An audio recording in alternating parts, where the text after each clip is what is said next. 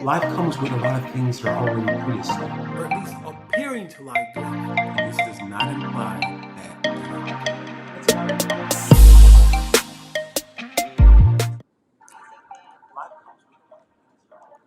Hey everyone, what is going on? What is going on? Welcome to the broadcast. My name is Curtis Brooks, and this is Men's Morning Check-In, guys. Yes, again, caught off guard and trying to prepare, but nevertheless, guys, we got a great show for you. Today is Tuesday, and that means it is Think on This Tuesday. So we're going to be talking about more of our thinking. Yeah, more of our thinking, and not necessarily so much just what goes on and what we're thinking about, but just how it works to a degree and what is actually taking place. Yeah, we're going to explore that. So, that being said, guys, we got a great show for you. Again, today is Tuesday. That means it is Think on This Tuesday. So, we're going to be live streaming to three different platforms. That's going to be Facebook at Life Coaching, the number 4 men. Again, Life Coaching, the number 4 men. And also over on YouTube, that's Life Coaching for Men, spelled out as it sounds, Life Coaching for Men, spelled out as it sounds over on YouTube. And finally, LinkedIn. You can search for me on LinkedIn here at by the name Curtis Brooks. I am pretty active on LinkedIn, so that's where you'll find me. And the premises of this broadcast, guys, is to have men check in. All too often, guys, men, we are checking out, and that is literally, guys. But before we take it to the extreme, we're in most cases checking out mentally, emotionally, and we're just not available. And to the point, to the extreme of we're taking our lives, guys. So the purpose of this broadcast is for us to check in, guys, to just say, hey, you know what, Curtis, I'm showing up in life. I'm showing up in life. So if you know someone, guys, who could use a hello and who could use a hi and say, hey, what's going on, man? Check in with them, man. Check in with them, guys. It's tough out here. It's tough out here, guys. So I don't think any man can deny that. It's absolutely tough out here. So that being said, guys, we got a great show for you. We're talking about thinking is thinking must be intentional. Thinking must be intentional, guys. I can remember as a child, or at least a young person, algebra was not my favorite subject by any stretch of the imagination. I just could not get it together with algebra. There were, give me a second here, John. There were written concepts or just things that were just, just put out there, and I could not get it together for whatever reason. And these concepts were mutual to most people who understood. They were mutual. And for the people who were in that space, they understood it, and they would come to understand it greater or better as life had gone on. And so I just was not one of those persons. I loved art. Art was one of my favorite subjects as well in school. But uh, art was interesting because I was like, well, how is it that they can, these individuals who are just masterful at art, how is it that they can grab these images and sometimes seemingly out of thin air and just create something that was just absolutely astonishing, and just awesome. And I could not get it together in that way. I mean, I knew where the gift came from, and I just so much, yeah, that's just was not my space. But I loved art and did not get along with algebra at all. But for me, algebra was abstract. It was abstract. And I think that is what so much the case is what the scriptures are. The scriptures are abstract. They're like putting a puzzle together. And most of us know that much of our thoughts are made up, much of our thinking, I should say, is the thoughts that come and go. And much like with Eve, when she, when the serpent came to Eve, he convinced her. He convinced her with a thought. And the thought was just a thought, actually. It was just a thought. But it only became her thinking about the thought as he began to explore the possibilities with her, as he began to give her other thoughts. And it doesn't necessarily say, the Bible doesn't necessarily say what he shared with her in its entirety or how he said it, because we know that in his subtlety The Bible says that he's essentially crafty. He was crafty. He flew below the radar. And it's the case with much of our thoughts. There's a scripture in the Bible that says Jesus says,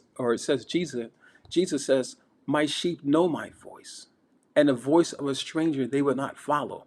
And so I want to suggest to us as men and just people in general that if Jesus as a man understood there are many voices in the earth, and he talked of his disciples as those who followed him as sheep, and perhaps that doesn't appeal to you, but does it take away from it being the truth, though?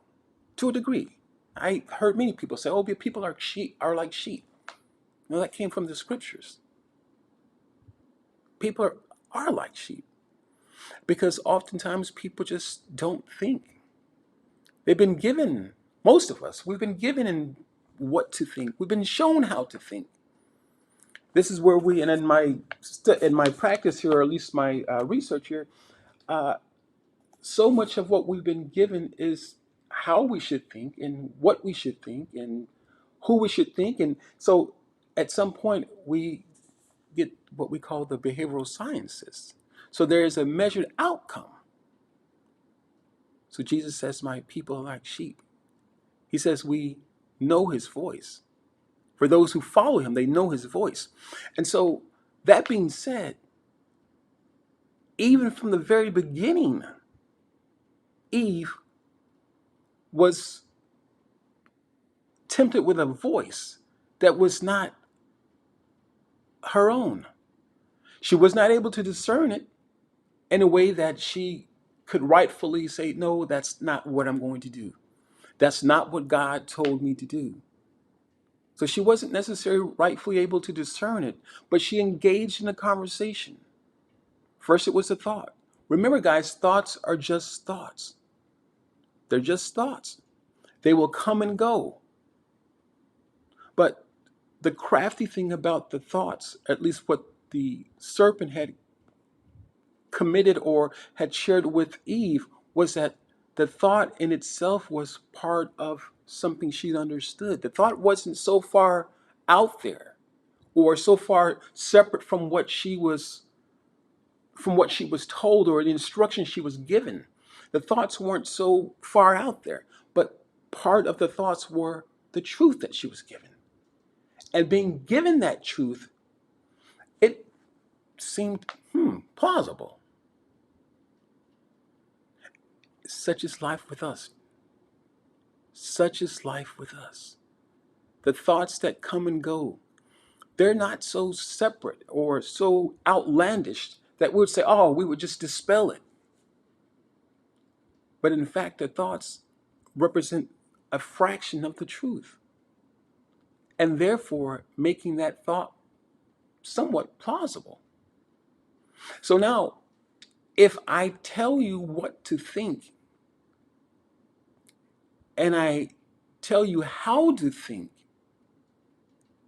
if I place a particular object in front of you, and I already know in hand or in foresight what I'm looking for, what I'm expecting, and if I place this thing in front of you, and you give me something different, I'm obviously going to tell you that you're wrong. But if you give me something that which I've expected, I'm going to tell you, great job. So therefore, the outcome is measured. Now you apply that to many millions of people now. You have a measured outcome, as I mentioned earlier, what we call behavioral sciences, a measured outcome to a degree. And again, now applying it to millions of people with this measured outcome, you have people walking around as sheep, not really thinking, because the thoughts themselves, and in most cases, again, They're not their thoughts, but it's the information that's been placed out there. And now this is how I want you to think. This is how I want you to look at this. And if you look at this, you're going to see it the way I want you to see it. And if you see it the way I want you to see it, now I can control you. Yeah, guys, this is a little different this morning. I was just kind of torn back and forth. Okay, Joe, I need to kind of share this. Yeah, and I was like, yeah, I'm going to share this. But nevertheless, when our thoughts are measured, guys, we get into it when our not so much our thoughts being measured, but when our thinking, when we're shown how to think and what to think, we have a measured outcome, and it's controlled by someone else, such as the media. If I tell you a story, now I'm going to back it up with, again, thoughts connected to some parts of the truth. Fractions of the truth are connected to what you believe is the truth. But yet you've only got fractions of the truth now twisted or warped because I want you to give me a particular outcome, an expected outcome. How much more is that representing our lives, guys? How much more is that representing our lives in regards to the measured outcome? And so my point is that if Jesus knew that there were voices in the earth, and as I said on yesterday's broadcast, this is the very thing that most of us are dealing with, to the extreme that these thoughts take over. And again, the thoughts are just the thoughts. But when we are bombarded with these thoughts, that means now we begin to think on these thoughts. We begin to think on these thoughts. And these thoughts are can just literally have us all over the place, literally and figuratively have us all over the place, trying to gain our composure. And this is, I would believe, or even extend this as far as that this is one of the biggest reasons why people can't make the connection with who they are. Because our thoughts,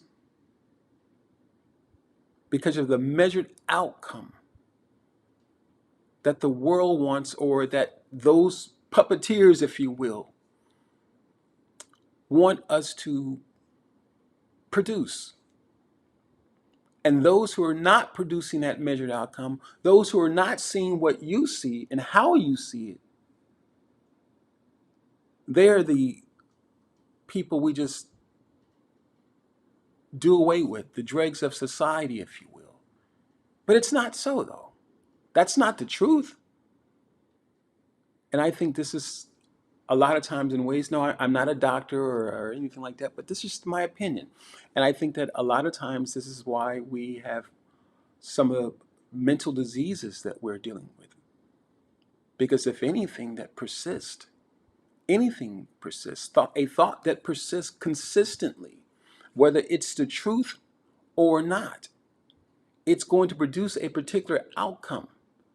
And if it goes against a particular truth and no one stands with you in that truth, those thoughts will absolutely make you feel like you're alone. Understand that. It's the thoughts that many of us are dealing with. And the thoughts themselves, there's nothing wrong with them, but because they come in such abstract manner, and because they come so many, and we don't know what the outcome looks like. I talked moments ago about me not liking algebra, but I think the scriptures are just similar to algebra. Having to discern what is being said, having to have get a command of certain things. Yes, in algebra you'll add this side and add this side, and again they must equal and things of that nature. concepts that I could not wrap my mind around. But it does not make it so that it's not true, though. And it's the same way with the information in the scriptures. And if Jesus, as I said a moment ago, if Jesus understood that the scriptures, through the scriptures, he said that there are many voices in the earth. That means that we hear them. We know that they're there. And in most cases, these thoughts are just driving us bananas, folks, to the point that it's making us emotionally and mentally unavailable to life. You know, this is a little different, guys. I get it. I get it. But these are conversations that we must have. We must have them because I think that such is life, the very things that we're trying to sweep under the carpet, if you will, the very things that we're trying to sweep under the carpet, they go undealt with. And we have people, men and women, just people alike, just taking their lives. Guys, there's a lot more to this I would definitely want to share with you, but my time is absolutely limited here, guys, and it looks like I have come up on that quota, if you will. And yeah, I'm going to end it there, guys. So that being said, guys, I have been mentioning throughout the weeks thus far and weeks before, we have a men's conference that is taking place here this year, 2023, in the month of October. It is for Friday and Saturday, October 20th and the 21st. Again, Friday and Saturday in the Houston, Texas area. It is a hybrid conference, virtual and a in-person parts of the conference. So I would absolutely love to have you there on either way, be it virtual or in person. Again, taking place in the Houston, Texas area, uh, October the 20th and the 21st, 2023. That is this year. Friday and Saturday, doors open at 7 p.m. Let's see here. What else is there? The link that you can follow or you can check out the website is going to be bit.ly. That's bit.ly/ the men's conference, guys. It is going to be absolutely awesome, guys. I will be one of the speakers, as will several other speakers. We'll be talking about spirituality. We'll be talking about mentality, emotions. We'll be talking about marriage. We'll be talking about single life for those who are single. We'll be talking about relationships, communication, and just a host of other topics, guys. Would love to have you there. So again, visit that link, bit.ly/ the men's conference. Read up on the information that's on the website, and don't forget to reserve your seat now because the cost of the tickets will go up at some point, guys. So would love to see you there, guys. So with that being said, guys, we're going to say good day. Ciao for now. We'll talk to you later. Bye-bye. Why? Because obviously these And here with this amazing man. life comes with a lot of things that are already pre-established, or at least appearing to like that. This does not imply that